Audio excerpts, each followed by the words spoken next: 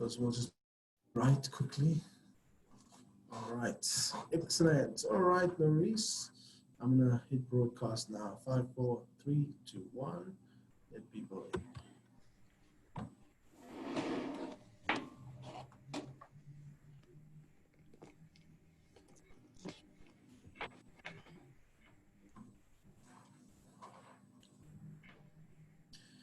Good morning, everybody. It's about 2 minutes to 10 o'clock. And we see that the attendee room is filling up nicely. We're on 26 people so far. Welcome Carmaine Sutherland, Katrina Kruger, Charmaine Miller, Gert Lutz, Harold Deirdricks. Welcome everybody. We're now just about passing 50 people. Dani van Rooyen, Albi Versace, welcome to you. Arthur Lagrange, also welcome.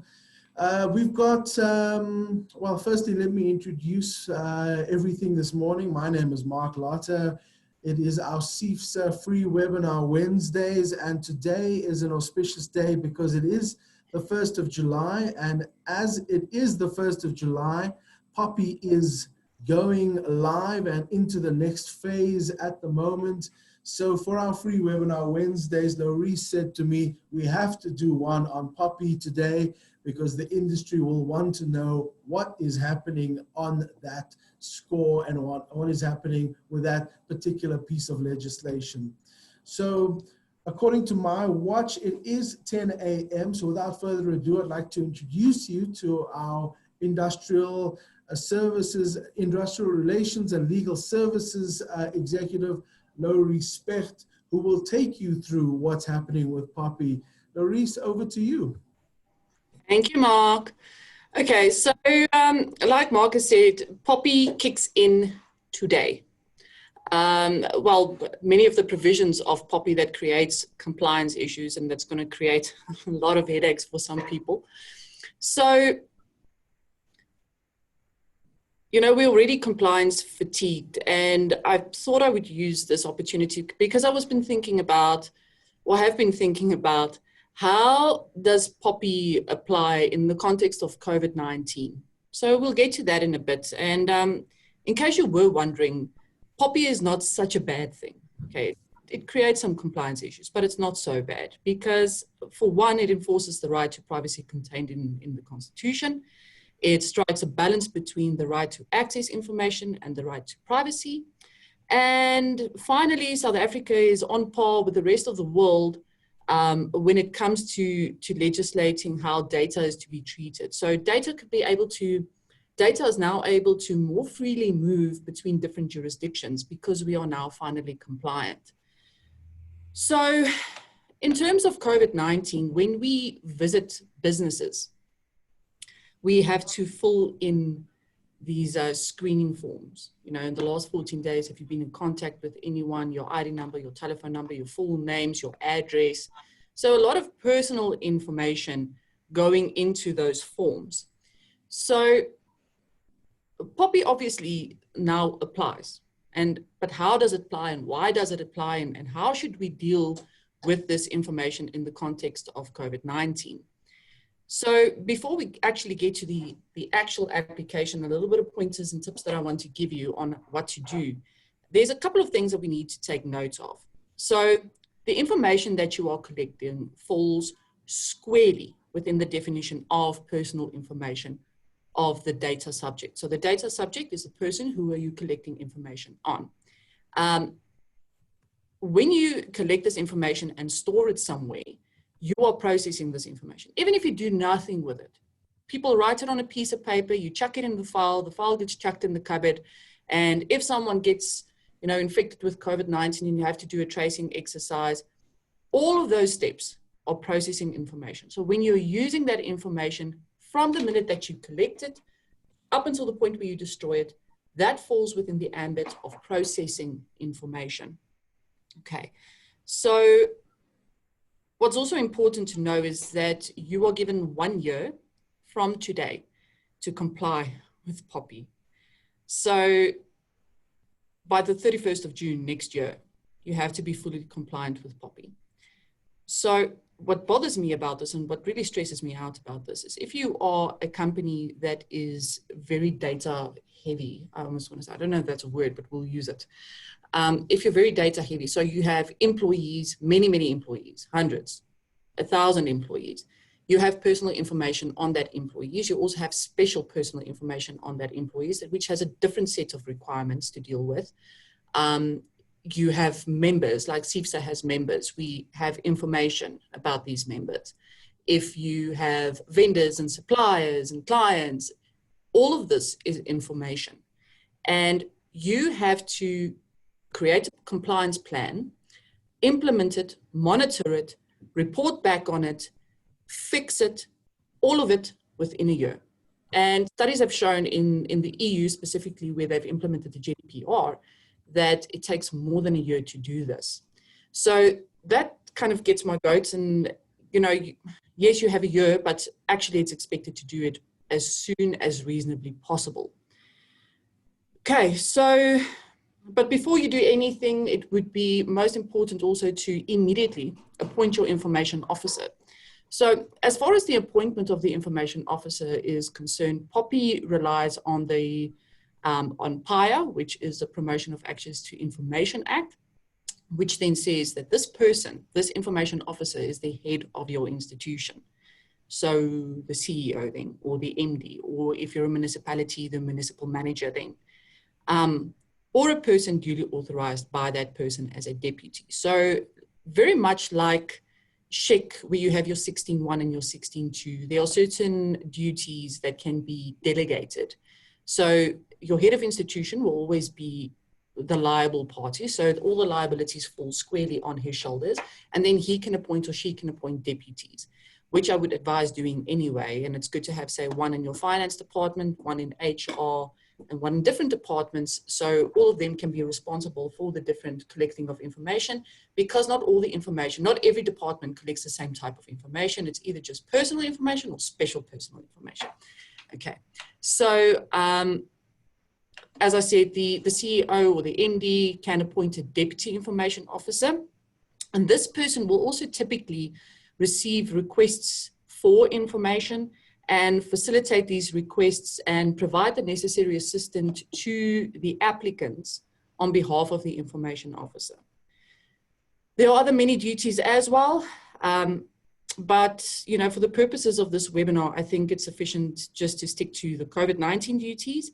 And we have further training on the 13th of July, I think. I have a full-blown webinar that explains everything in a lot of detail. So for the purposes of COVID-19 information, a good tip would be, we already have appointed a COVID-19 contact person. So almost like a compliance officer in terms of the health and safety regulations. So it would be a good idea, because that person works with the information and the forms that are filled out, to make that person the actual information officer deputy. You know, for a trial run to start, you know, start implementing POPI and start getting out of your teething issues out of the way. Appoint that person, come to my webinar and I'll explain to them exactly what they need to do, and have that person actually be your deputy, because they work with the information anyway. So, you know, they might as well get the appointment. Okay. So in a nutshell, what POPI really requires that all businesses and organizations who collect, process, and store personal information of customers, vendors, employees are legally obliged under POPI to protect that personal information. They are expected to take measures to ensure that customers are afforded data security, or, you know, employees or clients or whatever are afforded data security, and are required to take appropriate measures to prevent the unlawful access to, or the unlawful processing of the personal information. And this is also particularly crucial in a digital age, which makes the sharing and processing of personal information so easy, and theft of personal information and keeping it at ransom so easy. We've heard a lot of companies whose servers got hacked and kept to ransom before they can actually get their information back and use their servers again. So businesses and organizations must ensure that there are strict measures that are taken to prevent unauthorized sharing, damage, and unauthorized destruction of personal information. So POPI requires a lot, but there are conditions to which there are 8 conditions, so it's kind of simplified, 8 conditions that you need to prescribe to when you are processing this information. Okay, so it's broken down for you in sections 8 to 25 of POPI. And I'm going to deal with those sections or those conditions individually, which, you know, with little pointers on how we can actually get the information officer deputy to apply these conditions to the processing of that information. Okay. So the first one of them is accountability. So if you have your deputy appointed, you already tick the first little box for accountability. If your information officer and your deputies are appointed, you already tick the little box, because someone needs to be held accountable for, you know, what happens with this information. And that person must ensure that there are legitimate grounds for collecting information and using the data.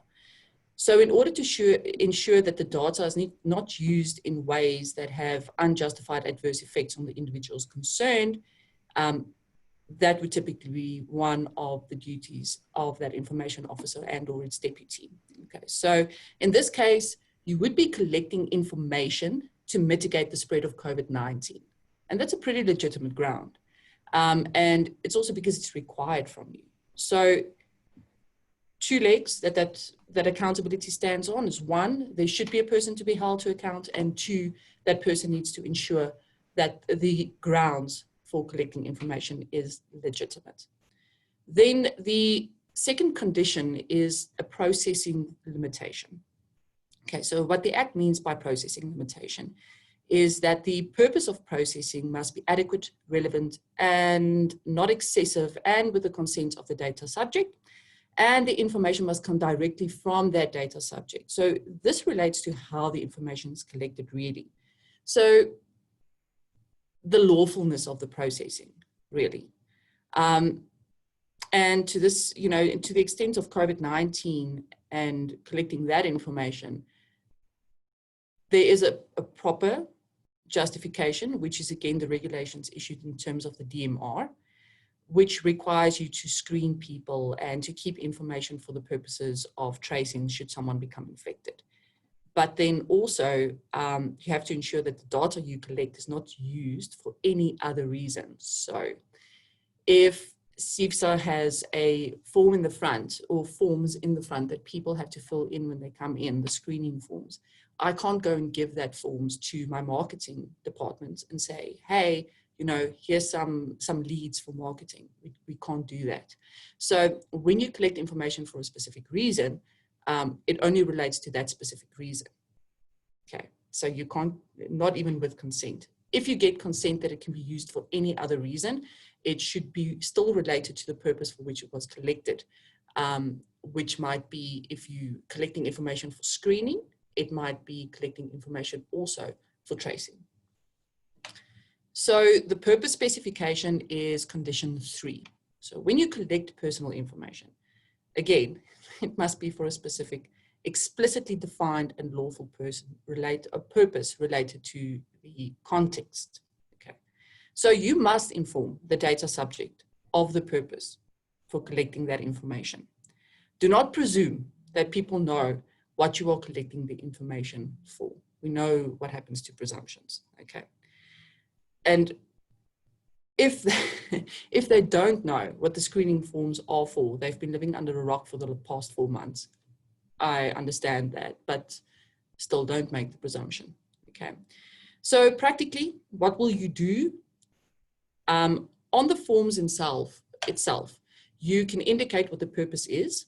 Okay, so in terms of regulation so-and-so of the DMR, we are collecting the information for screening and possibly for tracing purposes.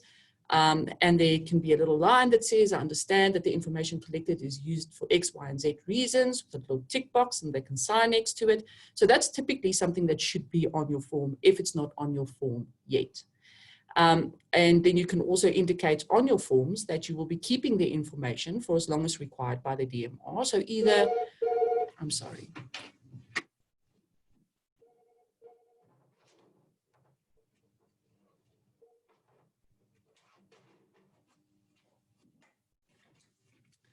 I have taken the phone off, but it still rings.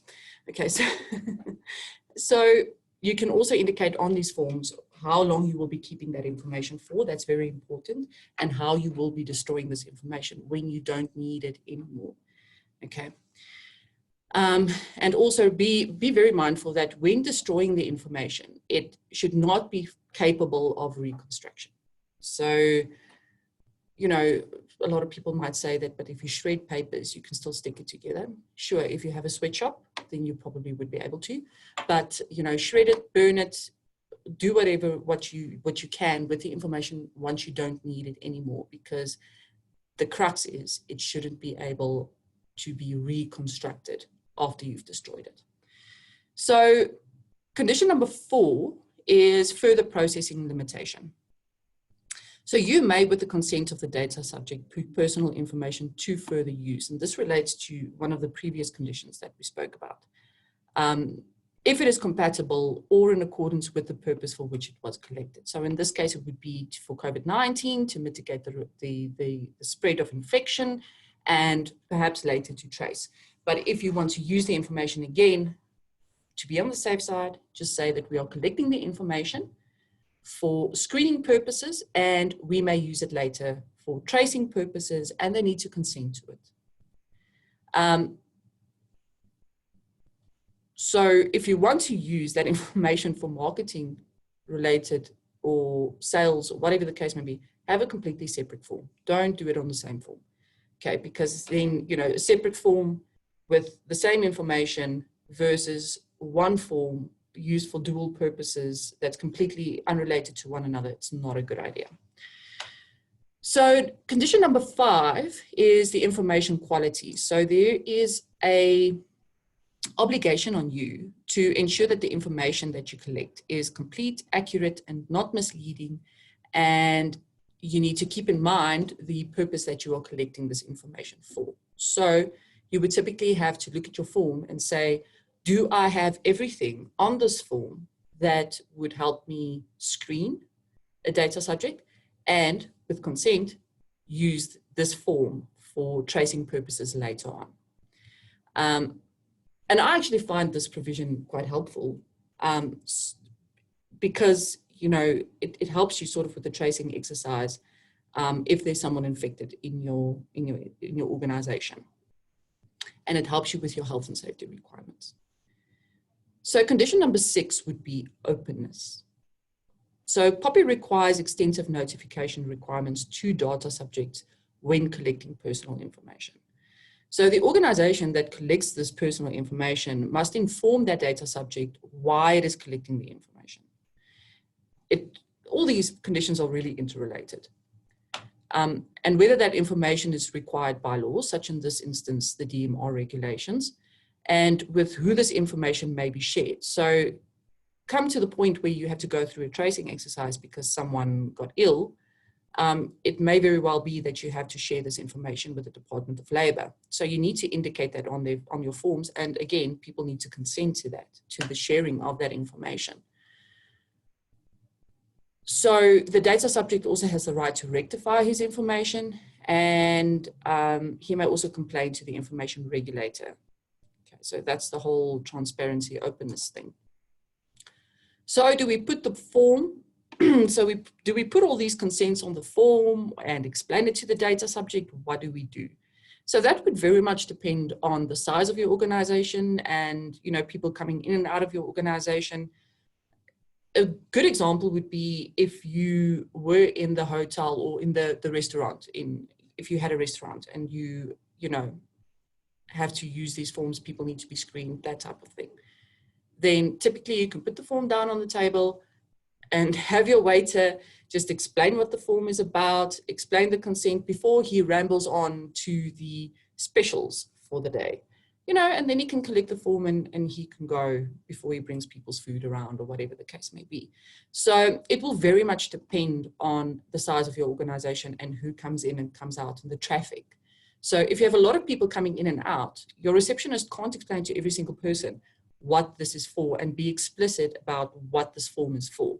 So I would then say that it is sufficient to put it on a piece of paper and have people sign with it, but always do the safest thing and rather just have someone explain to them, this is why we are collecting this information.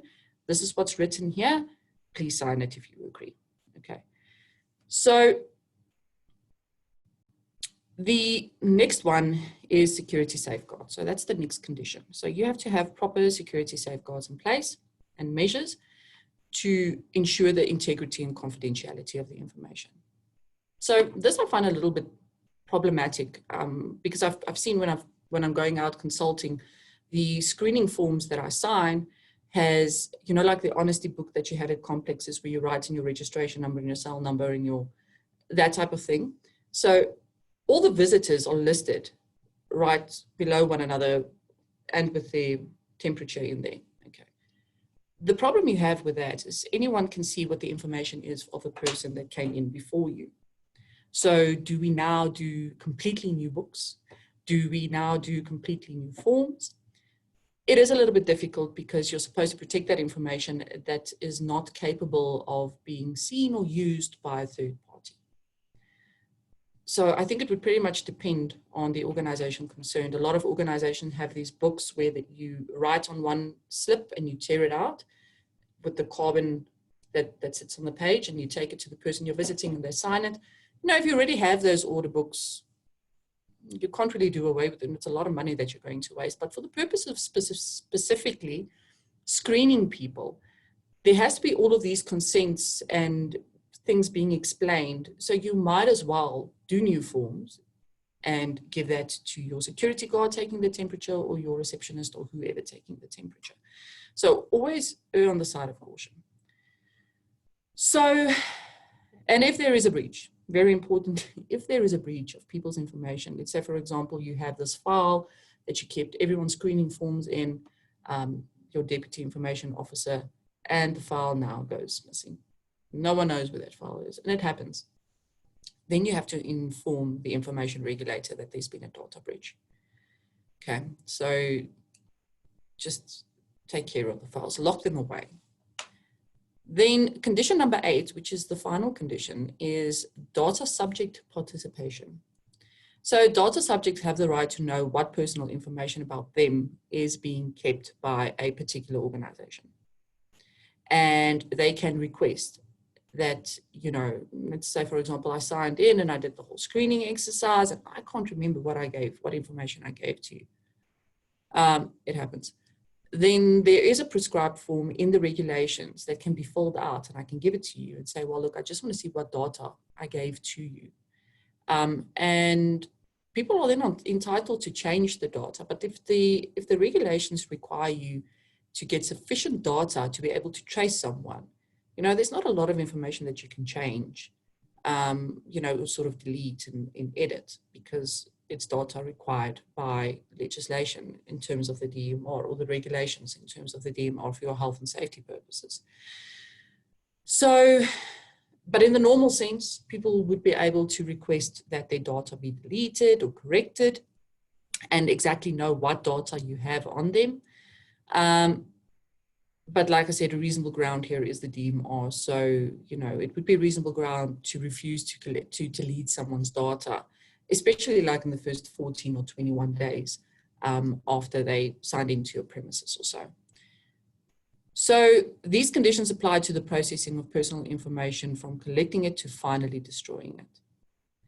And which we don't know for how long it needs to be kept. We don't know. The DMR isn't really specific on how long you need to keep information. But like I said, a reasonable time would probably be for the 14 to 21 days after you have collected it, or until such time that it's no longer necessary. That's the safest bet, and I think that organizations would do themselves some good if they followed that advice.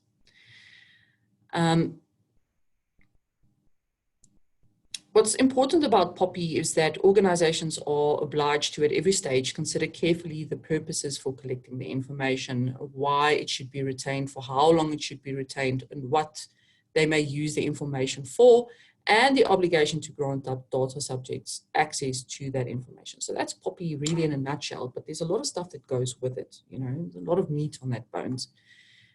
The Act also contains additional requirements for what is defined as special personal information. So typically, if you were to go on a screening exercise because someone tested positive, you know, there's good argument to be made that that's medical information and that can then fall within the ambit of special information, which has additional set of requirements. So, and then also if you're an employer, I feel sorry for HR departments because they deal with a lot of special information, religion, race, gender, whether people are members of unions or not. That's actually specifically defined, union membership as special information. So they have an extra set of requirements that they need to comply with. So this webinar is not long enough for me to discuss all the additional requirements, but what I will be doing is I will be doing a full webinar on exactly how to treat this information. I think on the 13th of July. So just check the website, it's on there. And then also, you know, what makes it worse is there are so many forms that need to be complied with. I want to implore employers to take POPI seriously. The Constitution of the Information Regulator is a group of very competent people. And I do believe that they will be good at what they do. And the sanctions are particularly harsh. 10 million rand, 10 years imprisonment. So that's the sanctions for non-compliance, and it falls squarely on the CEO and or its deputies. So, so do take it serious. If you want to know more about POPI, we do have the webinar, the full webinar. We also do in-house training for that. And during that webinar or in-house training, we deal with the appointments and duties of the information officer, how to conduct analyses of the personal information collected and retained and how to process it. So like if you're a HR department, it will kick in from the second you start recruiting people and send them for their psychometric tests, you know, to their employment and beyond. Then with, you know, the special regard to the 8 conditions and paying special attention to the purpose for the collection of the information, the sources of and the quality of the information, what information is used for, why records need to be retained, for how long. There's legislation that may play a role there. The security measures to protect information, which is extremely important, and what constitutes special information and how should it be treated and what the conditions are applicable to special information. And then also how to conduct the risk assessments for the measures to protect personal information in terms of POPI, and revisiting your policies to ensure compliance with POPI, and how to establish adequate policies and procedures to comply with the 8 conditions. And then also ensuring that your contracts comply with POPI, and how you should revisit your contracts of employment, for example, to provide for consent to process information, because that would also need to be done. And then remember that information will be shared with a third party, like the Department of Labour or SARS. And then how to put in place procedures for employees to gain access to their personal information should they want to. So it is quite serious. Don't chuck it off. Unless you're the CEO who likes a yellow or orange pair of overalls. And then, you know, if there's anything else, you are more than welcome to send me an email or, you know, book a consultation with us, or send us an email or give us a call. We're more than happy to help where we can. But for the context of COVID-19, that's pretty much how you would apply POPI in the context of COVID-19.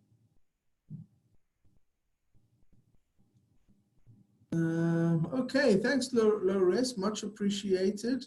I hope everybody got good value from the webinar this morning. We do have a lot more in-depth training in our stock, as if you can say that. Louwresse is doing an in-depth training on the 13th of July. I've posted the link to that inside the chat room over there, where you will get in-depth knowledge into templates, forms, all of that sort of stuff will be addressed at that point in time. So Louwresse, thank you very much for today. Much appreciated. Everybody who's attended today, thank you very much for your time. These are supposed to be short, sharp, accessible webinars to give you an introduction and make sure that you are on the right track of implementing whatever laws and legislation and compliance South Africans, the South African business sphere might need. So Louwresse, thank you very much. Thank you to all that attended today. Bye-bye, everybody. We'll see you next time. Mark, just a second. Yes. I see there are a couple of questions coming in. So okay. is there 2 minutes that we can deal with one or two of them? Oh, yes, absolutely. Let's do that. So the last one I can see is from Gerrit Lewis about an audit. The information regulator has been constituted, and they've actually been constituted quite a while back, and they've actually been operational for quite some time because they had to write the regulations and so on and so forth. Honestly, I didn't think POPI would come into effect this year because, you know, the legislator has been so busy with COVID-19, but for some reason they've been rolling out legislation one after the other. Okay, but anyway, there is an information regulator. They're very much like an ombud. I don't think that at the very beginning they'll start doing audits. I think they'll start doing audits very much like, you know, the Department of Labor rocks up maybe once a year when someone complains. So I think just to keep on the safe side, you know, your compliance, do a compliance audit yourself, do the compliance plans. I will show you how to do it and teach you how to do it. But yes, I think there will probably some or the other form of audits, and that will probably be done by the information regulator. Okay, so that's one of them. Mark, did we record this webinar? Yes, we did. We have. Okay, so Leonora Swanepoel, we've recorded this webinar. Mark, I don't know, when will you be putting this up? This afternoon, probably around 3 o'clock. On YouTube, hey? YouTube, yeah, that's right. Okay, YouTube and the other social media channels. So Leonora Swanepoel, you can check for the video. Okay. There's a question from Muzi Manzi as well. What about information that you've collected before the Act came into place? Unfortunately, you're going to have to deal with that information in terms of POPI. It's not a train smash because look, you already sit with all your employee information. So all your employee information, you're going to, you know, your deputy is going to have to look at that information, and you're going to have to speak to your employees and say, well, look, you know, here are the consents. You guys need to consent. You know, like you would with, if you give someone a raise, for example, you give them a letter and say, hey, congratulations, here's your raise. You know, it's not going to be much different to that, but you have to share information with certain third parties like SARS and like the Department of Labor. So you're going to have to go through the exercise. For example, I'm just using the HR department, for example, in your HR department to make sure that you comply and that everyone has signed their consents. Now, if you work in an organization like SEIFSA, it's very doable. We're a very diverse sort of small group of people who do a lot of things. Whereas if you have a big company like Mittal who has thousands of employees, it's going to be difficult. Good luck with that. That's why I'm saying I'm very concerned with the 1 year that government has given companies to comply. There will be exemptions, but the exemptions are not going to be easy to get. So for the really, really big companies who sit with thousands of employees and thousands of vendors, you know, they might be able to get an exemption, but it's going to have to be done anyway. Okay. So I've got Marla Chetty on the Q&A also asking, how does Poppaea affect payroll services? Oh, it affects you a lot. So what you're dealing with is banking. You know, you're dealing with people's banking information. You're dealing with their ID numbers. You're dealing with their tax numbers. So you're dealing with a lot of information that's regarded as personal information, save for their name and their ID. I would argue that your financial information, and I'm not going to argue, it's actually in the definition, your financial information is regarded as special information. So there's an extra set of requirements that you're going to have to do. And that's why I say it would be advisable for companies, if you have an HR department, appoint a deputy there. Your company secretary, for example, can be a deputy because they work with executive and non-executives details. The guy's doing your BEE. So if you are in HR and you are outsourcing your BEE, the information that you collect on employees within the organization is going to be shared with that third party. So there's a lot of third party sharing going on, and there's a lot of consent. You need to get consent to share that information. So, sorry, payroll, HR and payroll, I feel extremely sorry for HR and payroll. Really, really, really. So shall we give about 2 more minutes to see if there are any more questions that come through for you, and then we'll deal with them. Let's scroll up because I see there was stuff at the top. Okay. Right, so Ronald van Staden asked, do we have an example of the appointment letter? So it will be contained in the forms to the regulation because that person needs to be appointed and then also registered with the information regulator. So your CEO will typically have to register with the information regulator and all of his deputies. So those forms are all online, those little how-tos. I'll go through the how-tos in my webinar training, but the how-tos should be on that website as well. Okay. And then the screening form for clients visiting your offices. Mark, you will know better whether our SEIFSA COVID-19 pack that we, on the portal, do we have that there? Unfortunately, not now. I think we'll have to create that. Okay, good. So we'll do that, and then we'll add it to our COVID-19 portal on our website, and I'll make sure that the wording of that is good and correct, and we'll put that up probably by the end of the day, if not by the end of the week. All right. Okay. So there's 2 more questions here, Louwresse. Can we answer them? Two more. Yeah, 2 more. Is this the appropriate forum to ask about visitors, staff to a business which is monitored by the Vumatel in terms of POPI now being enacted? Will they have to apply for an exemption? Okay, David Epstein, yes. Please. All right, cool. And we'll talk about it. The landline, just check the landline, and I also have a direct line as well. Yes. And then how is submission of tender returnables affected? CV certificates, etc. So I've had this query before when we did this training earlier in the year, and people asked me, what about my check files?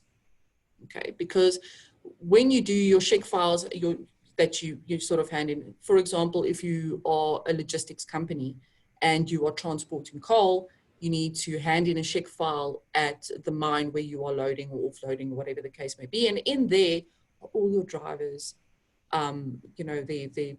their licenses to operate the bulk vehicle operator, the bulk vehicle operator licenses and all of the type of stuff. So all of that information goes into your file and you need to drop it off at the mine. But you're going to have to now get consent, from the employees that you can do that. So the same goes with tendering. If you are showcasing your expertise in your tender documents with profiles and that type of thing, you're going to have to go through the exercise in your HR department of getting consent that the information be shared with third parties. You might as well list tendering and check files as, one of those third parties. But just be very specific when you do so, because we know now that information collected for one purpose cannot necessarily be shared for, used for a different purpose. So, but if it is an operational sort of requirement, I'm sure that would fly. Don't take my word for it, but I'm sure that it would fly when your HR does this whole exercise with your employees, that they say, well, look, if we are going to tender, if we're going to do this, if we're going to drop our check files off, whatever the case may be, then your information is going to be included into that file. And it would be advisable to get the file back. I know it's not always possible, especially the check file. I know it's not always possible. Same as goes with your tendering documents, because you need to destroy that document once you are done with it. So let's say you tender, you hand in a tender pack, It's got all this information of, say, your engineers with, you know, with their details, and, you know, they are affiliated to professional bodies. So stuff like their membership numbers and stuff are in there. And, you know, you put this in a file, you give this to a company who you're tendering for, and you never get the tender back. And that's a problem, actually, for in terms of POPI, because you need to ensure that information gets destroyed. The best way, because it's not always possible to get the file back.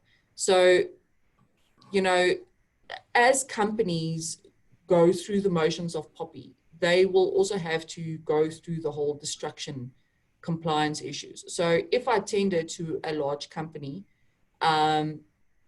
and I hand in my file, they would also have to destroy that information, because they would have to give you an undertaking as well in terms of POPI that the information is protected. Okay, so how they're going to do it, I have not applied my mind to it yet practically, but those people would then ultimately be responsible if they don't return the file to you for destruction. They would have to destroy the file themselves if you don't get the tender. I mean, if you get the tender, there's no harm in asking them, hey, can I get my file back, you know?